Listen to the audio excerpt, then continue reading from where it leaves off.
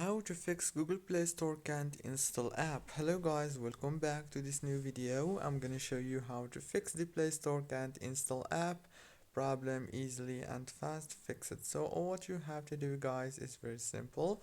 First thing, open the settings on your phone and then go to the apps manager like this. Now all what you have to do is click on the apps, and after that you have to wait a few seconds. It will start showing all the apps. Go to the Google Play Store app from here, click on it and then click on this for stop.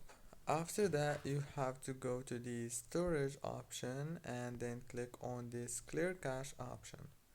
After that you have to open the notifications management and make sure that all the notifications are enabled right here.